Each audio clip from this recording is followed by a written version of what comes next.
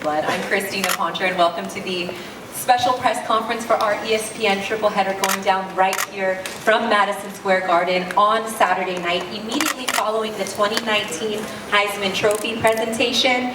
It's going to be a fantastic night of boxing. Top Rank has always brought a good show here to Madison Square Garden, and Saturday night will be no different. Before we get started, I'd like to give a quick thank you to our sponsors for this fight, Geico Insurance and also Allegiant Airlines. So thank you for being a part of this spectacular promotion. And as you know, you see their faces on the posters behind me. Headlining Saturday night will be pound for pound great Terrance Crawford. He will once again be defending his title, his WBO welterweight world title, against mandatory challenger Igis Mean Machine Kavaliauskas.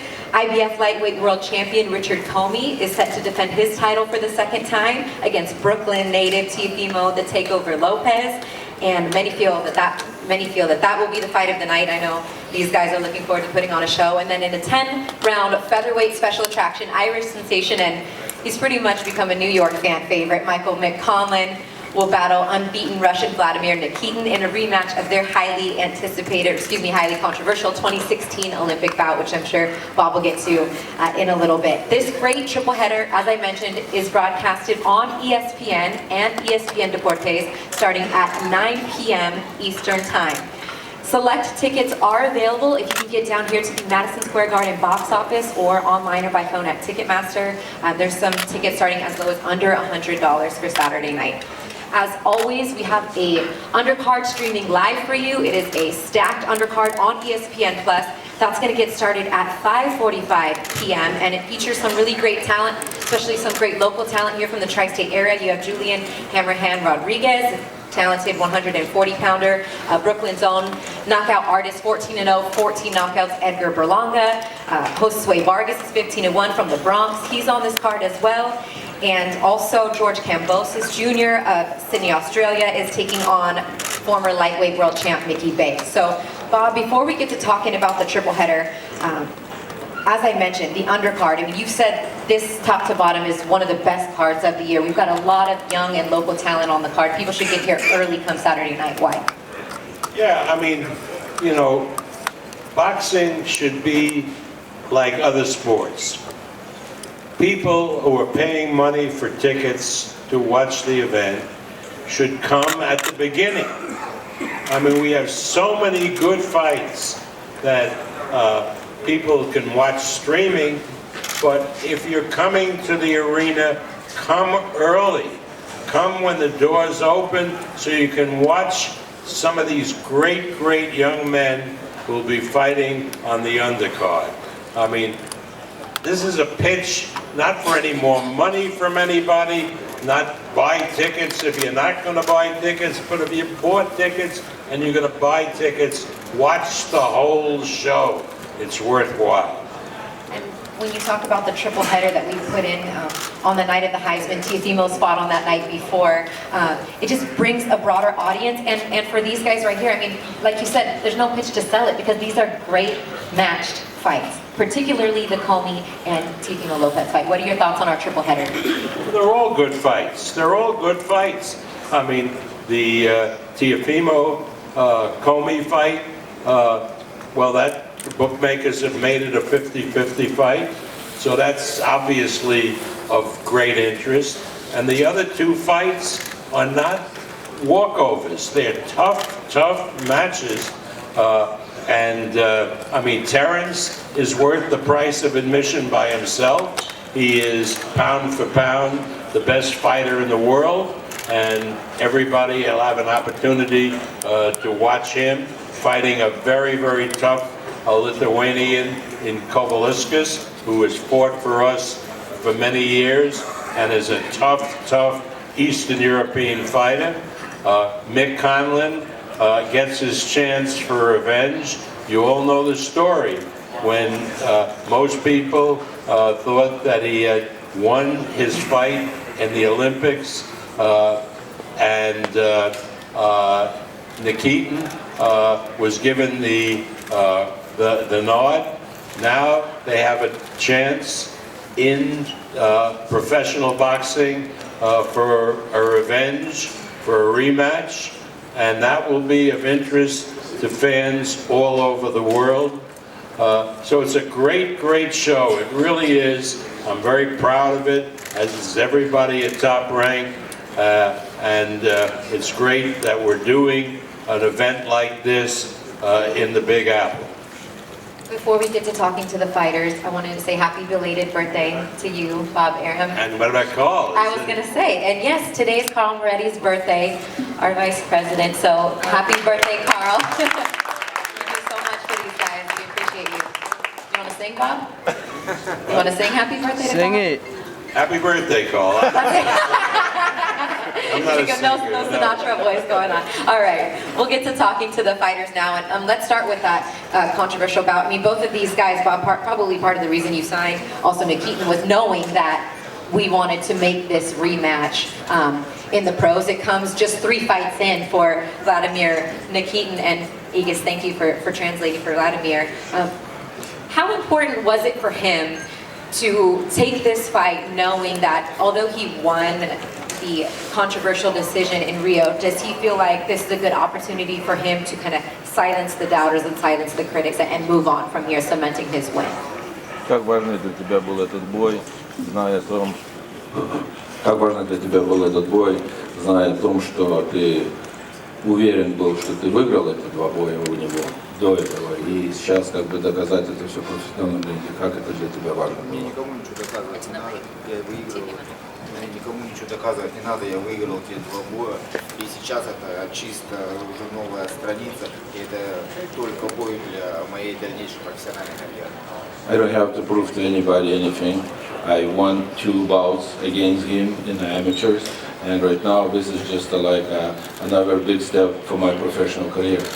Yeah, what does it mean to him in only 3 professional fights in his 4th now to get to fight on a big stage and a big card like this here at Madison Square Garden? Что для тебя значит твой только 4-й профессиональный бой и боксировать на такой большой арене? Я уже боксировал в прошлый раз здесь, в Madison Square Garden. Для меня это как в плане того, что это большой бой, и вправду я понимаю, что этот бой очень высоко может меня поднять в дальнейшем плане карьеры. А так я настраиваюсь так же, как и на любой следующий бой. I already fought. My last fight was here at the Madison Square Garden. I've been in the arena, so I just stepping in to my next steps into my professional career. So yeah, no difference, the magnitude of this card for him. Because I'm preparing for every course, it single doesn't matter. fight. It doesn't really matter. Lastly, what's it going to take for him to win Saturday night, kind of just put this storyline behind him and move on to the next chapter of his professional career? Как ты представляешь вот этот бой, как он состоится, чтобы тебе пройти на следующий уже бой? Как ты составляешь протяжение вот этого боя? Как ты представляешь себе? В принципе, мы готовы на все 10 раундов, но будем уже, нельзя так представить бой. Будем представлять в субботу, как пойдет, будем работать от соперника. I'm ready for 10 rounds, and we're just gonna see what's gonna happen in the ring. We're gonna see what we're both gonna bring into the ring. All right, we are going to see. That's the opening bout, him against Michael Commey. And Michael, you know, similar to what your opponent said, you know, he really doesn't feel like he has anything to prove or anything to back up from that Olympic bout. But for you, you have redemption on your shirt all week. It's kind of been the theme for you. Not because I don't feel like you have something to prove, but it's more about just, you know, kind of getting that redemption and then moving on. Is that correct? Exactly, that's what it is. This is straight business for me. There's no personal or emotional attachment to it. Vladimir, obviously, he beat me in 2013 when I moved up to Bantamweight. 2016, he got the decision, and he knows deep down he needs to prove something because his career has always been remembered for, you know, losing to me in the Olympics. So he's got to come and prove something Saturday night. I don't believe he will. I've prepared fully, and I've been training for 14 or 13 weeks for this camp. So I'm ready for anything Saturday night. Yeah, 13 to 14 weeks still is a long time, but that's because this fight was originally slated to happen with him back in August in Falls Park, and then he tears his bicep and it gets moved to now. But look, now you get an opportunity to close out the year, close out this chapter in a place that's become like a second home to you in Madison Square Garden. What does it mean for you once again to be back here, especially for this chapter? Yeah, it's sorry, it's very fitting for me to be boxing here, having this rematch in MSG as, you know, this is where I restarted my boxing career after the Olympics, and this is where I'll close the chapter on the Olympics, and we'll get the put everything in the past, and we'll have to stop talking about it because I'm fed up of it. I just want to take care of business and move on. But I wanted to say thanks to Joel and Sal and Bill and Joanne for, you know, always looking after me when I'm here too. So after this, Bobby's like, no more middle fingers. He doesn't want to talk about it. He doesn't want to talk about it. Maybe for Colin, that means next year he moves on to getting an opportunity to become a contender and possibly fight for a world title and maybe fight again back in Ireland.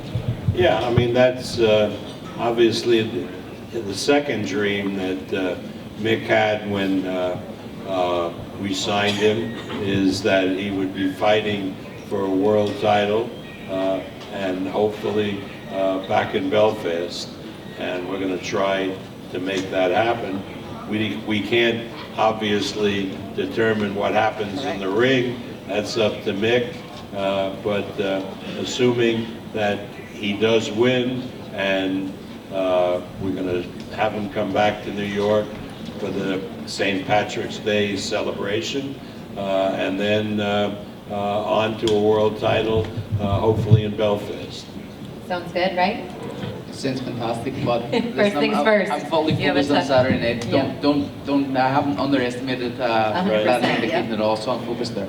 All right, we're looking forward to it with your Rocky look today. Rocky 4, I was all wondering, yes, it's Rocky 4, Russian, fighting the Not an Russian, MVP so game on that, right? go for it. Not the suit today, huh?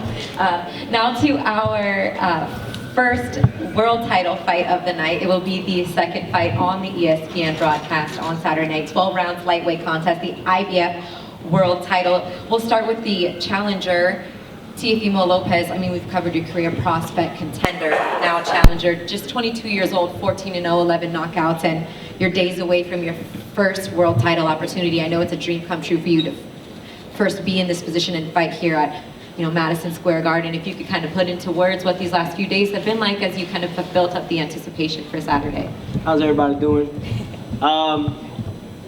First and foremost, I want to thank God always, because without him, I wouldn't be able to go through this journey the way I did. And it's a blessing. It's a breathtaking moment. And it's something that I definitely got to sit back and just visualize and look at and just know that 22 years old, I have a great opportunity here to do a lot, you know, and I'm excited, man. And what better way to finish off the year than fighting in the mecca of boxing, Madison Square Garden, for my first world title in New York. You know, this is a moment right here. It's stuff that dreams are made of, for sure. And Turning my dreams into reality, that's the thing. I can understand that completely. You've had a lot of supporters, Teofimo, but you've had a lot of critics and doubters as well.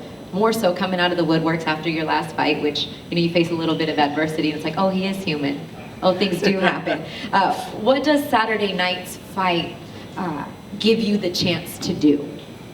I think everybody needs something like that, you know, just to show, you know, I needed that. Everything happens for a reason. That's what I look at, and I take everything that they try to throw at me negative into positive. I turn that, you know, you can't faze me, you can't bring me down.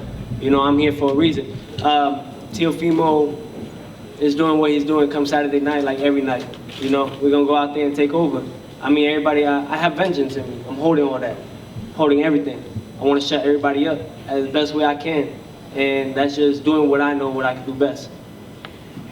You don't always predict knockouts in your fight, but your father does. He has no problem saying it, and you have 11 of them in your 14 fight career, so he's right most of the time.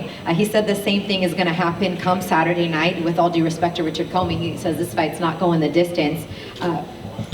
With that being said, and I know you're constantly defending your father's words, but from your mouth, what is it going to take for you, from you on Saturday night to hear the words "and new IBF lightweight world champion"? God didn't bring me to this point just for nothing, man. He ain't take me this far for nothing. I ain't come out here just to talk my smack and not back it up. I mean, we're going to do what we have to do. Richard Commey is a two-time world champion for a reason, and we know that it's going to be a great and exciting fight. Everybody's definitely tuning into this one, along with with Mick, Colin, and Nicotine, and also the main event. So, I mean, you got triple headers right here, and this is a great and exciting show, great fight. And come Saturday night, I mean, 9 weeks in camp for a reason. Yeah. You know, we well prepared for this fight, mentally and physically. And I'm just excited, man. It's a blessing on blessing. Y para todos los hondureños, yo voy a ser el primero para ganar un título mundial. So I think to everybody and all the Latin people out there, man, tune in for sure. Teofimo, the takeover, man. I want to get everybody excited, man. Why am I the only one excited? Let's get it. Why? Yeah. I guess he could be a promoter too one day, right? I don't need to say anything else about that. Just tune in. And before we get to Richard Commey, I'd like to thank Develop Promotions and Lou DeBella. I think I saw Lou here somewhere. Hey, Lou.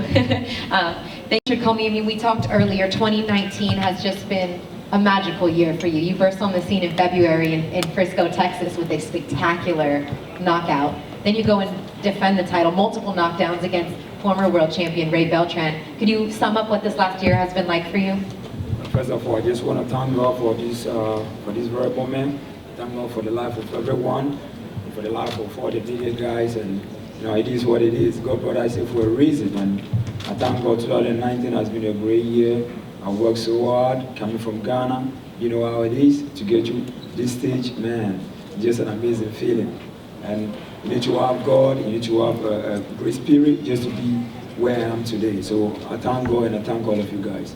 I don't really know how it is coming from there, but I can only imagine everything that you've gone through to get you to this point. How has, where you've come from, how has the team that you have behind you, Uncle Dre over there, helped motivate you and get you to be at the best point where you'll need to be against Teofimo Lopez on Saturday? Yeah, most definitely. You know, I never underrate a boxer, and you know, I always train hard. You know, I just do my thing. You know, I just train, and then listen to them, and you know, I just live a simple life.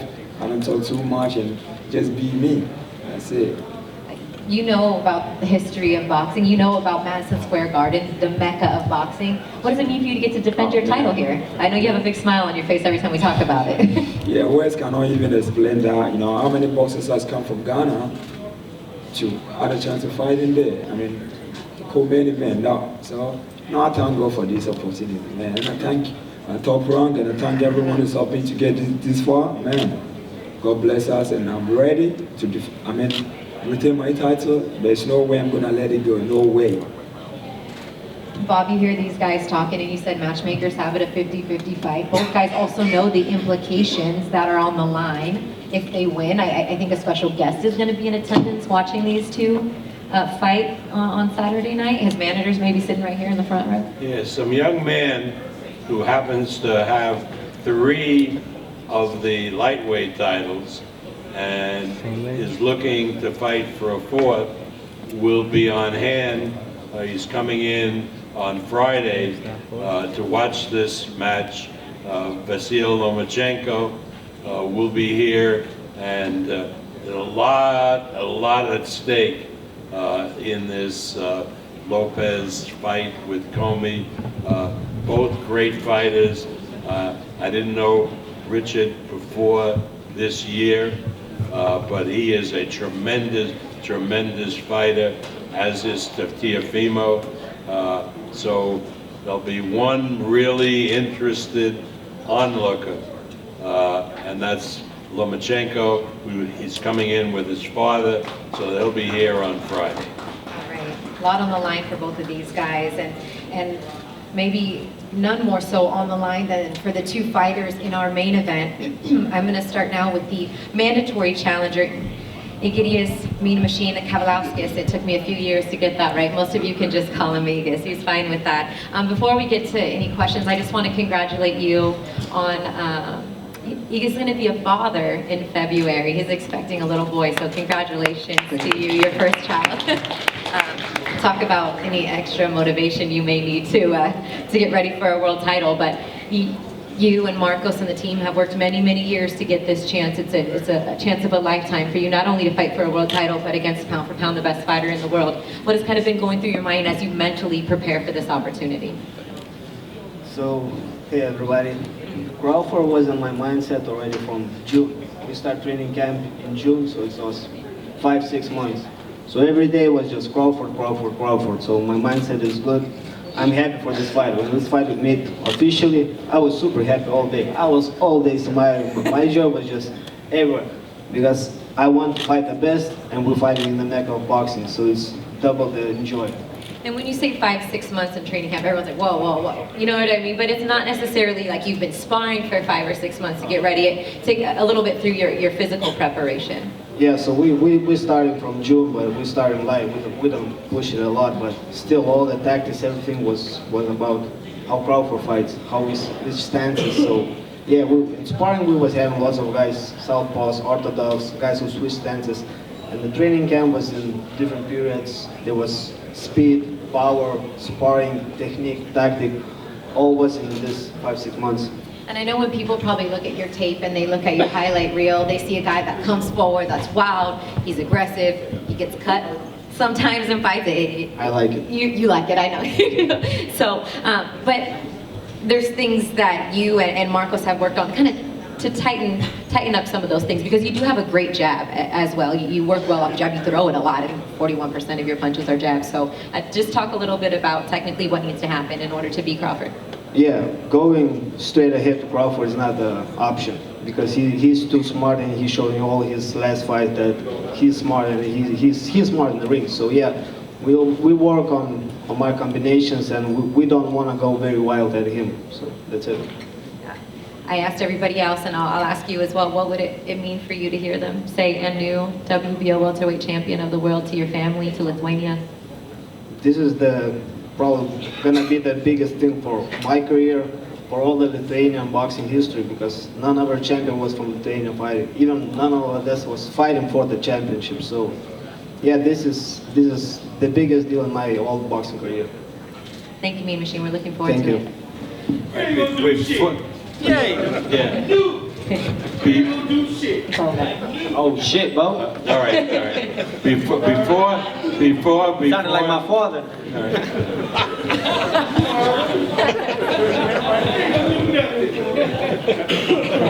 Before Christina introduces the champion, I looked around on the stage here, and look what a worldwide thing boxing is.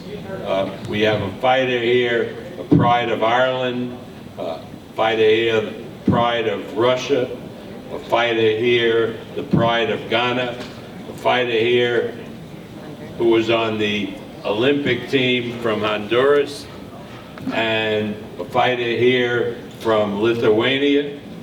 And now Christina will introduce the real American, yes, sir, from the Midwest, the town of Omaha, Nebraska. Yes, sir. Terrance Bud Crawford. All right, give it up for him. That's fine. He's the champ. He earned all that applause. Bud, for you, I mean, big smile on your face. You know everything that's on the line come Saturday night, but it's got to up the ante a little bit more when you're fighting in a main event, ESPN, a great card, and it's at Madison Square Garden. You fought here before, but doesn't it mean a little something extra to you when you get to fight on this big stage, especially with the Heisman Trophy lead-in coming into your broadcast? Well, actually, I'm starting to get used to fighting on these big stages, so it's really nothing new to me. This week is going to be a great, spectacular show from myself. I'm real well prepared for whatever he brings to the table, and I'm pretty sure they know that as well. You talk about your preparation. Obviously with Bomac, who hasn't been calling fights with me lately because he's been in camp with not only you, but Steven and Jamel and Rob and Mo and the whole team and Red Spikes and Saul. How is it just the bond between you guys and working out now with fellow world champs in sparring? You spar them, they spar. How has that helped to build you and prepare you for this moment? Nothing really changed with me and Bomac or the team. Just iron sharpen iron. You've added some more.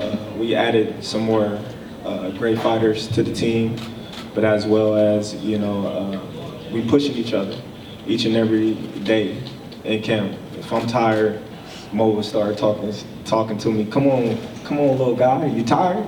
And that just motivate each and every one of us to go that extra mile. Either we running, sparring, hitting the bag. Everything's a competition when we're in the camp.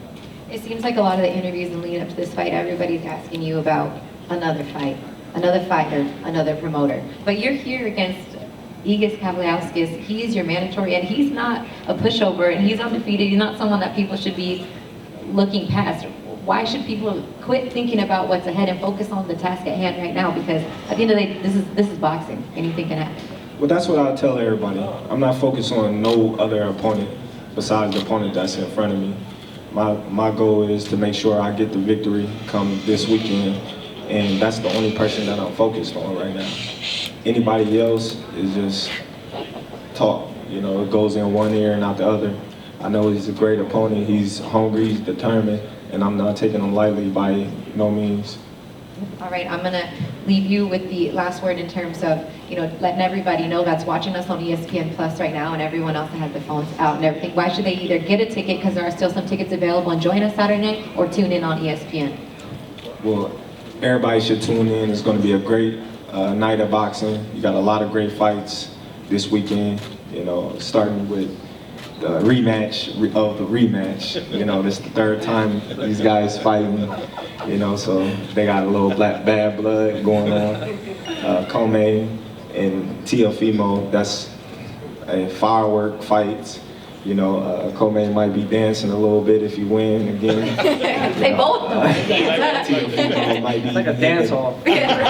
hitting the gainers, flipping all over the place. You know, I know that fight is going to be an exciting fight. I know both of them. I've watched them. I know it's going to be a spectacular fight, and I'm looking forward to it myself. And you got the main event. You got somebody that's hungry, determined, motivated. Like he said, he's been training for me since June. You know, we've been training as well. We never out of shape. We never out the gym, as you can see. And I'm looking to go in there and seek and destroy. That's why you should come out, get there early, and support the card this weekend. You've come a long way, huh, Bob? Anything else you'd like to say, boss, before I get the ticket information? I've had a lot of fighters who end up promoters, right? That's what I'm saying. This guy down Oscar here. Floyd, he's the next one. Not yet, though. You don't want you to go Not there. Yeah. All right, you guys. Thank you, everybody, for joining us. The weigh-ins are going to take place on Friday. They're going to be broadcasted live on ESPN. That's going to happen at 4:30 p.m. Eastern. And then on Saturday night, doors will open here at Madison Square Garden at 5:30 p.m. And the first bell will be at 5:45, streaming live on ESPN Plus.